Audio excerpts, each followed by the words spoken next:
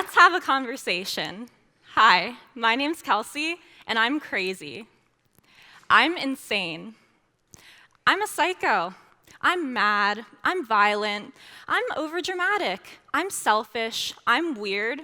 And I'm attention-seeking. These are all words that describe me and anyone else that struggles with a mental illness, or at least that's what the media tells us. This is me at 13 or 14, basically peak awkward age. And one thing you'll notice is that I'm smiling. I was generally happy, but this was also around the time that I started to experience symptoms of generalized anxiety disorder, a mental illness. I would find myself overwhelmed with feelings of anxiety and restlessness and just something that I couldn't shake.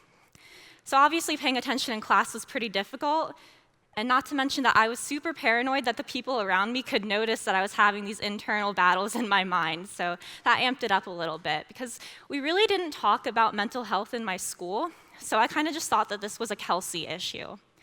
Eventually, of course, I learned that it was a mental illness, and I did what most people do. I kept it on the quiet, down low, and I went to my doctor, I got a prescription, everything was good, nobody had to know.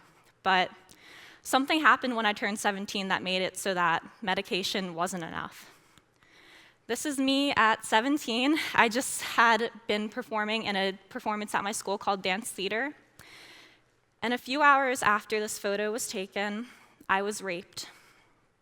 Yeah, me too. This is something that I've only recently started opening up about because it's something that I didn't want to accept.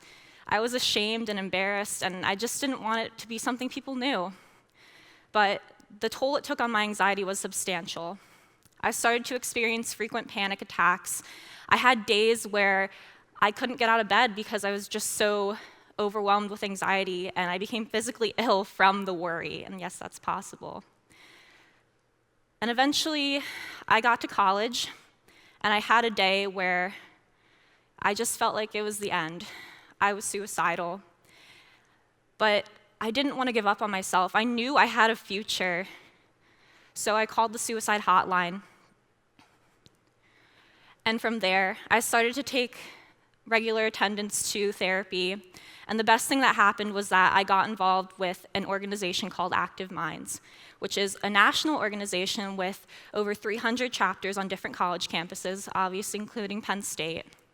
And through this organization, I found my voice, and I learned that it's okay to not be okay. And it's okay to speak about mental health. Because what a lot of people don't realize is that 1 in 5 Americans experience mental illness. 50% of all chronic mental illnesses begin by age 14, and 75% by age 24. 60% of people with a mental illness don't receive treatment. And suicide is the 3rd leading cause of death in youth ages 10 through 24. So you would think that these statistics would lead the media to try to promote positive message on mental health to encourage people to seek the treatment that they need. But what I found is it's very much the opposite. And initially when I was planning this talk, I was going to provide you some real examples with video and audio and images, but there's those fun copyright laws that say I can't do that.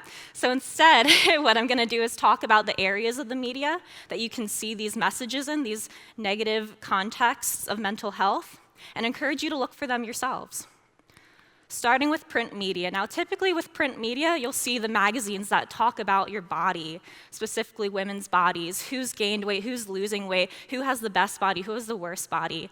And this, in turn, is what encourages body dysmorphia and eating disorders.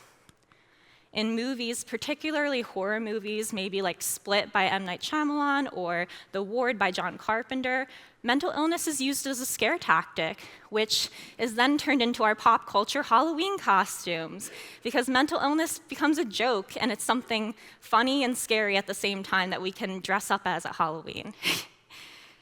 And then in television, speaking of mental illness being funny, even in our favorite shows like The Office or Always Sunny in Philadelphia, you'll see these references to mental health in just a joking connotation, which is also unhealthy.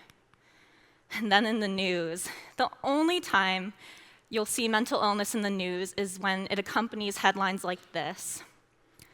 Some terrible, terrible headlines about violence associated with mental illness. But the thing that a lot of people don't know is that an individual with a mental illness is actually 10 times more likely to be a victim of a violent act than to cause it. We're more likely to be a harm to ourselves. Social media. Now, this is the big one, because people aren't filtered on social media. They can say whatever they want.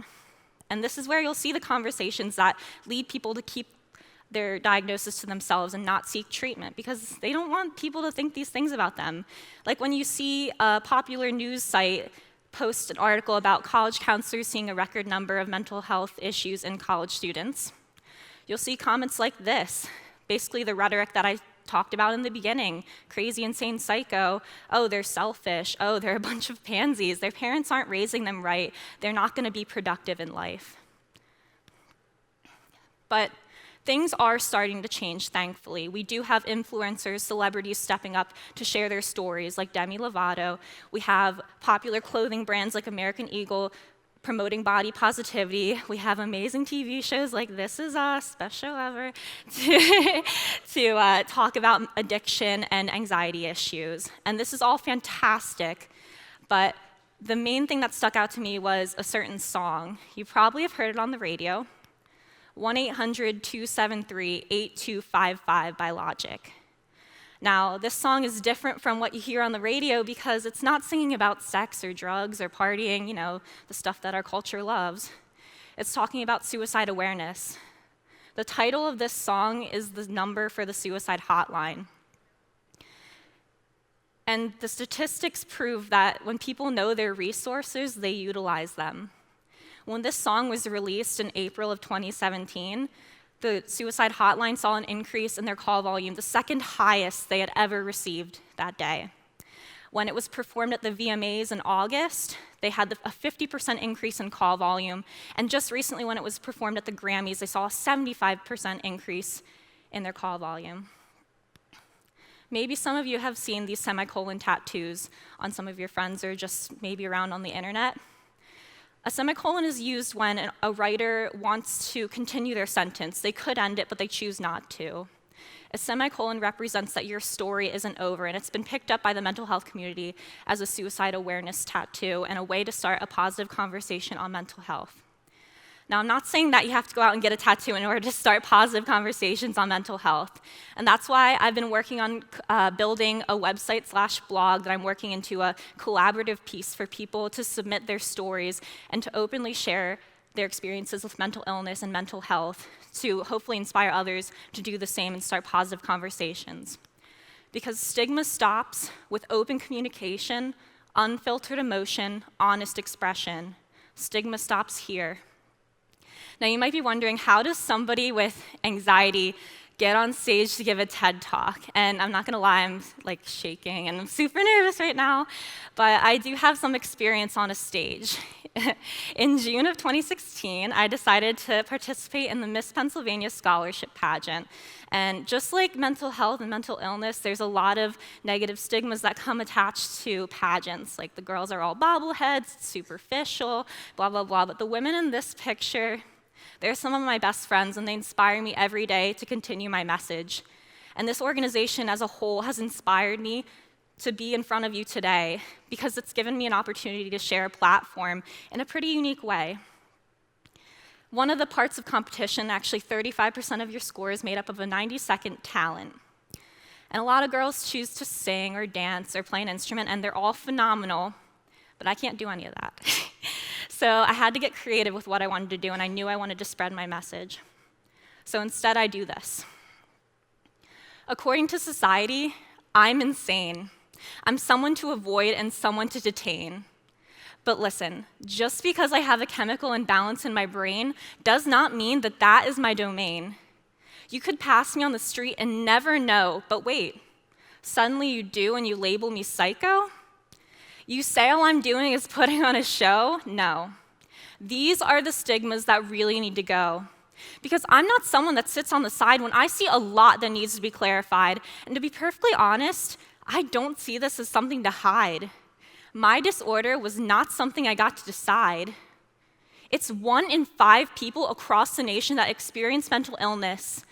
And somehow that's not part of our education. We need to step up and state the difference and establish open communication and say, yes, it's okay to go to therapy or to take medication. While others stay quiet, I'm breaking the silence. Mental illness does not equal crazy or violence. Why do we let the media have this influence? We need to step up and state the difference. It's taken me a long time to see that I'm so much more than my anxiety, and I refuse to be limited by a label of disability. I have a mental illness, but I define me. Before I leave you today, I want to provide some resources that, for anybody who may need them. The National Suicide Prevention Lifeline is what I consider to have saved my life. The crisis text line is a great alternative if you'd rather text than talk. And stigmastopshere.org is my project that I'm launching soon as a way to encourage positive conversations on mental health. I started a conversation with you today, and it's up to you to continue it. Thank you.